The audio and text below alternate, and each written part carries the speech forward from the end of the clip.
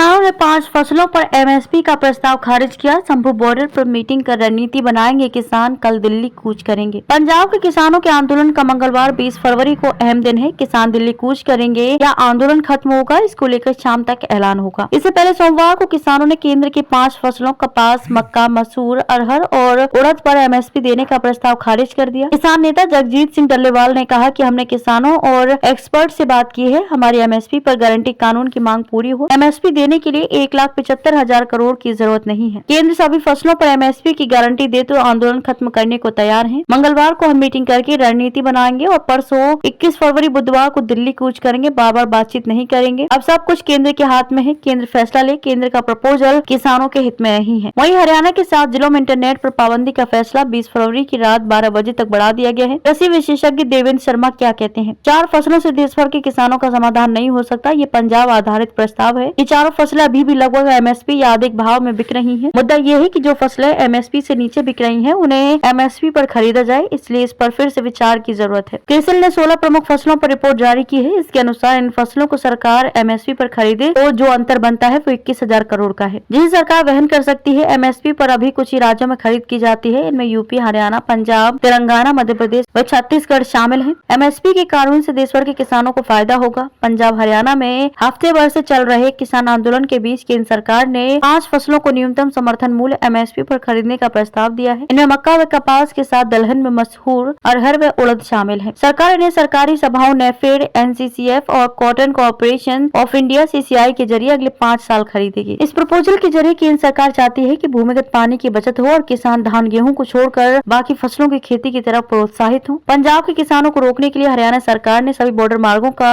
50 kilometre इलाका seal किया है। इसे 8 लेयर में बदल दिया गया है। इसमें पुलिस, पैरामिलिट्री फोर्स और आर्म्स बटालियन तैनात की गई है, जो किसानों को हर हाल में आगे बढ़ने से रोकेगी। सरवन सिंह पंधेर ने कहा कि रविवार को खनौरी बॉर्डर पर किसान की मौत हो गई। उनका शव पटियाला अस्पताल में पड़ा है। न उनका पोस्टमार्टम हुआ और न ही उन्हें उचित मुआवजा राशि दी गई। हमने पंजाब सरकार से मांग की कि पॉलिसी क्लियर करें। सरकार सरकारी नौकरी और 5 लाख रुपए दे। इसमें पंजाब सीएम का बयान तक नहीं आया। इंटरनेट बंद करने पर पंजाब सरकार बताए कि क्या उन्होंने भी लिख कर दिया है कि जिस पुल पर हरियाणा सरकार ने बैरिकेडिंग की है, अगर वह पंजाब के अंडर आता है तो उसका विरोध क्यों नहीं किया? क्या आपका ऑपरेशन हरियाणा सरकार से मिलकर चल रहा है? किसान नेता सरवन सिंह पंधेर ने कहा कि सरकार की नीयत में खोट है। इनकी नीति और नीयत ठीक नहीं है। हमारी मांग वही है कि सरकार 23 फसलों पर एमएसपी गारंटी कानून बनाकर दे। जो फसलें रह जाएंगी उन पर स्टडी कर सभी फसलों पर हमें लीगल गारंटी का कानून चाहिए। हम इसी पर स्टैंड करते हैं और इसी पर बात होगी। किसान नेता जगजीत सिंह डल्लेवाल ने कहा कि हमारी सरकार बाहर से 1,75,000 करोड़ का पाम ऑयल मंगवाती है और वे सभी लोगों के लिए बीमारी का कारण बन रहा है, फिर भी उसे मंगवाया जा रहा है। अगर देश के किसानों को तेल बीज फसलें उगाने के लिए कहें और एमएसपी की घोषणा करें, वे खरीदी की गारंटी बनाए तो 1,75,000 करोड़ रुपए तो पाम ऑयल मंगवाने में खर्च हो रहा है। इन किसानों के पास आएंगे। इससे किसी भी तरह से सरकार पर बोझ नहीं पड़ेगा।